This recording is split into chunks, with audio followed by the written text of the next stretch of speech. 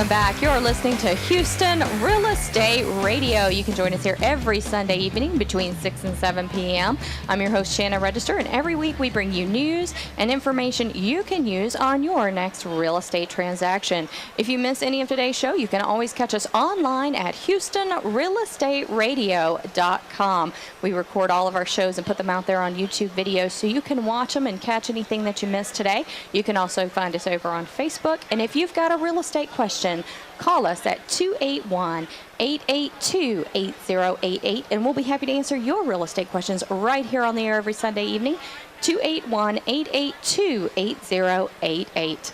All right, today I'm joined with Mike Lesmeister of Core Lending. He's a great friend of the program, comes here quite often to talk to you about getting a home mortgage. Some mortgage updates we want to discuss with you today, so brought Mike in to talk to you about those. How you doing, Mike? Doing great. Glad to be here, as always. We've got some changes coming on. I know we've had some clients that have asked us about this. The QM, the qualified mortgage or QM changes that are coming down. Tell us about those.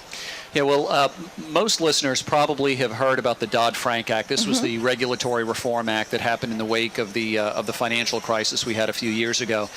And it's taken a while for a lot of the regulations to really to formulate and to roll out to consumers and to the industry.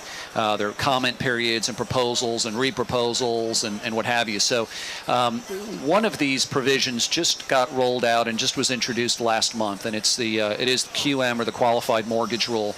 And what that has to do is it has to do with lenders doing a good job of making good mortgages to people and truly gauging their ability to repay. That's a big part of this rule is what's called the ability to pay provision. So these new rules went into effect, and mortgage lenders are still kind of trying to figure them out because as there is with a lot of new rules, there's not a lot of guidance that you're getting. Right. But there is going to be some influence or some impact on the mortgage markets and consumers' ability to obtain mortgages, certain types of mortgages and mortgages in certain circumstances. So just more requirements now when you get a loan, putting more regulation on lending. The good news is that over the last few years, mortgage lenders have been underwriting loans so conservatively. We have the best loans and the best performing loans that we've really had in history over the last few years, because lenders, some would argue, have gone overboard in terms of documenting income and assets and qualifying people. But so most of these things shouldn't have much of an impact on consumers, but there are some things at the margin that will affect them. So what kind of mortgages are being affected? I mean, are VA, FHA, are all the different types of mortgages being affected, or just certain ones? Well, the good news is most mortgages, most of your government loans, your FHA, your VA, your USDA for folks buying in rural areas aren't affected. There's kind of a 7-year exemption for those types of loans. So the main loans that are really being affected now are conventional loans. And some of the things that are affected is that QM is going to eliminate a lot of mortgages that people got them into trouble over the years. Things like interest-only loans, negative amortization loans, loans with very adjustable rate loans with very aggressive adjustment features. So most of those loans are either going to go away or be underwritten much more conservatively as we go forward. So how do you see lenders responding to this? That's a great question, because what we've seen is responses really across the board. Some lenders are trying to be ultra conservative and are underwriting to even more conservative standards than these new provisions dictate, while other lenders are kind of taking a wait and see approach and are kind of adopting business as usual, with the caveat that the things that are specifically laid out they are adhering to, and some of the things that I think people who are getting a mortgage today will see is, number one, the ability to repay rule. Lenders have to do a great job of documenting income, tax returns, W-2s, et cetera. There's not a lot of room for error in that. Right. There are also, within that, there are changes to debt-to-income requirements. So lenders are underwriting to more conservative debt-to-income requirements. There's this magic 43% number that, when a consumer looks at their gross monthly income relative to the total debt they're carrying, including their new mortgage and housing expense, under these new rules, it really shouldn't exceed more than 43%, where there was perhaps a little bit more leeway before the rule went into effect. Couple of other things that that go along with that. There are some provisions in the new QM rule that regulate closing costs for consumers. For example, if a consumer on a conventional loan of $100,000 or more, the maximum closing costs on that loan can be 3%.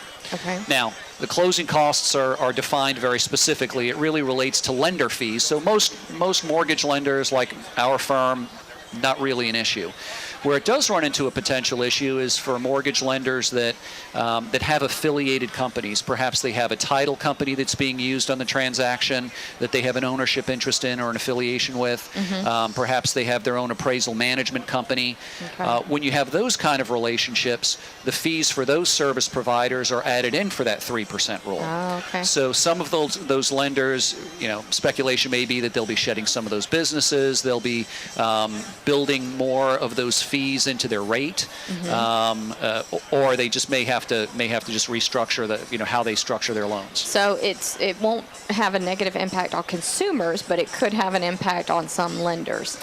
It definitely could have an effect on some lenders. Where consumers are going to see this is if you have a consumer that that maybe got pre-qualified in December, let's say, and they got pre-qualified with, let's say, a higher debt-to-income ratio, maybe a 45% debt-to-income ratio, which is still technically fine to do, but doesn't fall under these rules.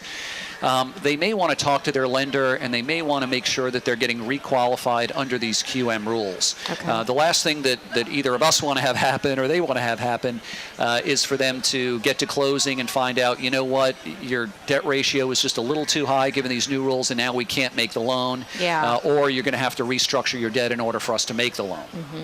Yeah, you don't want to find that out at the closing table. It's exactly, unfortunately, or too the day many people before. Right, exactly. In fact, apparently, that will happen if folks aren't careful. You have to. So re-qualify under the QM rules. Exactly, re-qualify under the QM rules. There's nothing wrong with asking your lender. Like I said, most clients today are not going to really see much of an effect by this, but there's nothing wrong with asking the question of your lender just to be on the safe side. Well, let me ask you about this. There's quite a housing shortage going on in the Houston market. I've been showing some clients at different price points, and depending on the price point, there's a huge shortage out there. And how is that affecting your ability to make loans? Because you can get them qualified, but if we can't find the house for them, yeah, we've got a long list of folks that You're are pre-approved. feeling the effects of that, huh? that are pre-approved, but can't find a home, and obviously as we get closer to closer to school ending, there'll be more inventory that comes on the market. Yeah. But yeah, we've definitely seen people that can't find a house that meets their requirements. And so one of two things are either happening. Either their search is having to go on much longer than they planned. Number two, they're having to maybe settle for some features in their house that they didn't want. Maybe they wanted a 3-car garage, but in the area that they want at their price point, they can't find it, and they have to settle for a 2-car garage. Or in the extreme cases, people are just putting off their search. Now, there's a danger to that too. Sure, because interest rates could continue to go up. And another thing is some people I've found are buying the house they want and then doing some home repairs, doing some renovations. Yeah, and we've talked about that too. That that there are some programs out there that'll allow people to do that, and so maybe they buy the house that isn't the home of their dreams, but they can turn it into the home of their dreams. That's right. All right, interest rates, real quick. What are interest rates doing? Yeah, interest rates had been rising since November. We'd been seeing a slow but steady increase in rates that went through last month. Recently, we have seen an easing of that. That's the byproduct of some of the weakness in the stock market that we've seen recently. People take money out of stocks, put them into bonds, and that drives rates down a bit. And you've also seen some negative numbers. We had an employment report that came out recently that was maybe less robust than expected. expected, and so that's moderating rates a little bit. So, but ultimately, rates can't stay at these levels forever. Right. So folks who are thinking about it, now is still a great time to buy. Rates are in the fours on most loans. So I would certainly encourage folks, if you're thinking about buying, now is a great time to do it. Prices are going up. Rates will go up at some point, and best to lock yourself in now. Yeah, I agree. We've got a lot of buyers out there, and we need more sellers, and I think that it's just a great market because home prices have gone up about 10% in the last year, and it's a good time to sell and start making money again, right? Absolutely. All right. Thanks for tuning in to Houston Real Estate Radio. If you miss any of today's show, you can find us online at HoustonRealEstateRadio.com.